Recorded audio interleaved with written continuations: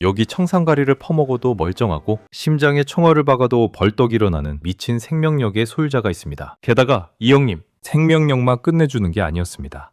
사실 이 남자가 훗날 제국을 정복한 데에는 아주 결정적인 무기가 하나 더 있었거든요. 바로 남자의 중요한 그 부위가 말도 안 되게 거대했다는 사실. 얼마나 어마어마했으면 죽어서도 그 부분만 따로 떼어 박물관에 보관될 정도였다는데, 도대체 이 꾀지지한 아저씨한테 무슨 거물급 매력이 있었길래 멀쩡하던 러시아 제국이 풍비박산이 난 걸까요? 아무리 죽여도 죽지 않던 러시아 희대의 빌런, 바로 오늘 이야기의 주인공인 러시아의 유물 라스푸틴의 그 끈질기고도 황당한 진실들, 오늘 저랑 같이 아주 제대로 지지고 볶아보겠습니다. 자, 그럼 이 괴물 같은 남자가 시베리아 벌판에서 튀어나와 황궁문을 박차고 들어갔던 그날, 1905년의 러시아로 이동해 보겠습니다. 자, 여기는 러시아의 심장 상트페테르부르크 황궁입니다. 번쩍이는 금칠에 화려한 조명 등 아주 럭셔리함의 끝판왕이죠. 그런데 이 우아한 곳에 전혀 어울리지 않는 빌런이 하나 나타납니다. 며칠은 안 씻은 게 분명한 덥수룩한 수염에 눈빛은 무슨 굶주린 늑대 마냥 번뜩이는 남자. 네, 바로 오늘의 주인공 라스푸틴입니다. 사실 이 아저씨 근본을 따져보면 기가 막힙니다. 시베리아 저 구석탱이 깡촌에서 태어난 말도둑 출신이거든요. 젊을 때부터 동네 여자들 건드리고 다니고 물건 훔치다가 쫓겨나더니 갑자기 수도자 코스프레를 하며 전국을 떠돌던 뜨내기였습니다. 그런데 이런 남자가 어떻게 제국의 심장까지 파고들었을까요? 그건 바로 황제 니콜라이 2세의 금쪽 같은 아들 알렉세이 황태자 덕분이었습니다. 안타깝게도 이 꼬마가 살짝만 긁혀도 피가 멈추지 않는 혈우병을 앓고 있었거든요. 이게 얼마나 무서운 병이냐면 그냥 어디 살짝 부딪혀서 멍만 들어도 관절이 퉁퉁 붓고 아이가 고통에 비명을 지릅니다. 화무는 아들을 살리려고 전국에 내로라 하는 의사들을 다 불러 모았죠. 그런데 여기서 역사적인 삽질이 벌어집니다. 의사들이 처방한 게 뭐였냐? 바로 아스피린이었어요. 지금이야 우리가 감기 기운이 있을 때 먹는 국민 상비약이지만 혈우병 환자한테 아스피린은 독약이나 다름없습니다. 피를 더 묽게 만들어서 멈추지 않게 하거든요. 의사들이 약을 줄수록 황태자의 상태는 지옥으로 떨어졌고 황실 전체가 초상집 분위기였을 때 드디어 시베리아에서 온 전집 말도둑 털복숭이 형님 라스푸틴이 등판합니다. 라스푸틴이 침대 곁에서 아이의 손을 잡고 중얼중얼 기도를 시작하더니 황후에게 딱 한마디를 던집니다. 의사들이 주는 약 그거 다 갖다 버리시오! 어라? 그런데 이게 웬일입니까? 독약 같던 아스피린을 끊자마자 아이의 출혈이 잦아들고 기운을 차리기 시작하는 겁니다. 황후 눈에는 이게 의학적 조치가 아니라 천지개벽할 기적으로 보였겠죠. 이때부터 라스푸틴은 사람이 아니라 하나님이 보내주신 구원자가 된 겁니다. 과거에 말도둑질을 했든 여자를 꼬셨든 황후에겐 상관없었습니다. 내 아들을 살려주신 분, 저는 앞으로 당신이 똥을 된장이라고 해도 믿습니다.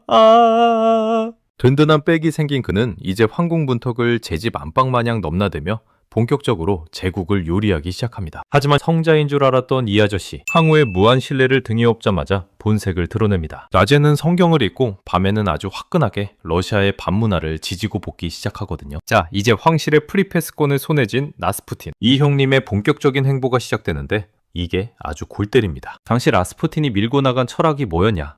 바로 회개하려면 일단 죄를 지어야 한다는 시적의 논리였죠. 아니 이게 대체 무슨 말도 안 되는 개똥 철학이냐고요. 한마디로 이런 거죠. 야, 너 천국 가고 싶어? 아니 그럼 일단 나랑 같이 화끈하게 사고부터 쳐야지. 그래야 회개를 받든 말든 할 거 아니냐고. 이겁니다. 이게 무슨 말도 안 되는 소리냐 싶겠지만 당시 전쟁과 불안에 떨던 러시아 고위층 부인들에게는 이게 일종의 영적 힐링으로 통했습니다. 밤마다 열리는 은밀한 파티에서 라스푸틴은 성스러운 치유라는 핑계로 온갖 질펀한 스캔들을 뿌리고 다녔죠. 바로 이때부터입니다. 시작할 때 말한 그 부위의 엄청난 크기가 단순한 소문을 넘어 제국 전체를 뒤흔드는 확신이 된 게 말이죠. 당시 기록을 보면 더 가관입니다.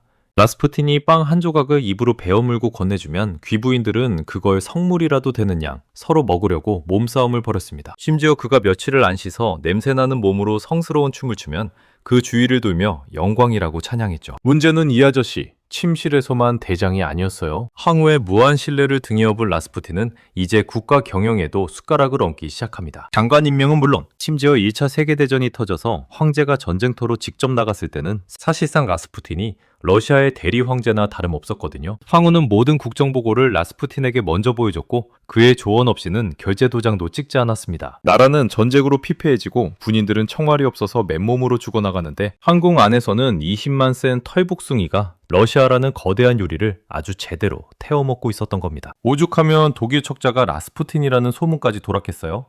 참다 못한 국민들은 이제 거리로 쏟아져 나와 외칩니다. 저놈의 라스푸틴을 없애버리자! 길거리엔 라스푸틴이 황후와 부적절한 관계를 맺고 있다는 저질스러운 풍자화가 도배됐고 제국의 위신은 그야말로 시궁창에 처박혔습니다. 그리고 마침내 1916년 12월의 어느 추운 밤, 러시아의 유스포포 공작을 필두로 한 암살단이 라스푸틴을 지하 밀실로 초대합니다. 작전명은 아주 간단했어요. 맛있는 걸 먹게 하고 독을 먹이는 거였습니다. 자, 테이블 위를 보세요. 먹음직스러운 케이크와 달콤한 와인이 놓여 있죠?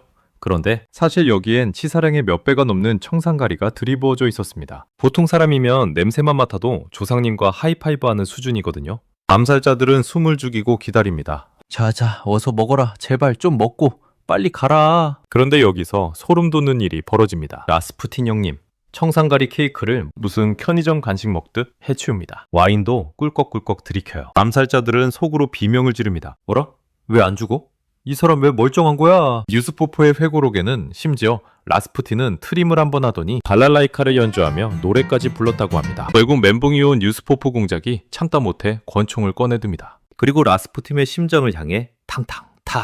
드디어 요괴 같은 남자가 쓰러졌습니다. 암살자들은 이제야 끝났다며 가슴을 쓸어내리고 시신을 확인하려고 다가갔죠. 그런데 바로 그때 바닥에 누워있던 라스푸틴이 갑자기 눈을 번쩍 뜨더니 괴성을 지르며 유스포프의 뒷목을 잡고 일어납니다.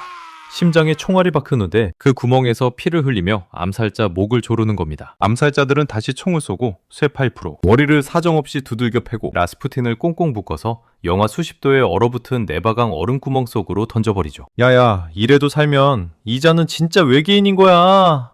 라는 마음으로요. 결국 그는 죽었는데 놀랍게도 그의 사인은 독살도 총상도 구타도 아닌 익사였답니다. 정말 죽음마저 거부한 괴물. 그게 바로 라스푸틴의 마지막이었습니다. 라스푸틴이 죽고 난 뒤 누군가 몰래 거대한 그 부위를 잘라갔다는 흉흉한 소문이 돌더니 정말로 지금은 상트페테르부르크의 한 박물관 유리병 속에 담겨 전시되고 있습니다. 무려 30cm라는 압도적인 크기를 자랑하며 박제되어 있는 거죠. 물론 학자들 사이에서는 이게 진짜 라스푸틴의 것인지 아니면 전설이 만들어낸 가짜인지 의견이 분분합니다. 그런데 여러분, 진짜 무서운 건 유리병 속 유물이 아니라 라스푸틴이 죽기 직전에 남긴 저주 같은 예언이었습니다. 내가 만약에 당신 친척들 손에 죽는다면 황제 당신의 가족들도 2년 안에 몰살당할 거야 라고 했는데요. 에이 설마 싶었겠지만 소름 돋게도 이 말은 토시 하나 안 틀리고 현실이 됩니다. 라스푸틴이 차가운 강물에 던져진 지 딱 1년 뒤 러시아 혁명의 불길이 황궁을 덮쳤거든요. 결국 황제와 황후 그리고 라스푸틴이 목숨 걸고 살려냈던 황태자까지 모두 총살당하며 로마노프 왕조는 비극적인 종말을 맞이합니다. 결국 러시아 제국을 무너뜨린 건 라스푸틴이라는 한 명의 괴물이 아니었을지도 모릅니다. 보이지 않는 기적에 매달려 눈과 귀를 닫아버린 권력자들의 집착. 그리고 그 틈을 파고든 광기가 만들어낸 합작품이었던 거죠. 자, 오늘 준비한 제국을 말아먹은 사이비 교주 라스푸틴 이야기 어떠셨나요? 오늘의 영상이 흥미로우셨다면 구독과 좋아요 꼭 눌러주시고요. 다음에도 아주 찰지고 맛깔나는 역사 이야기로 제대로 한번 지지고 볶아보겠습니다. 감사합니다.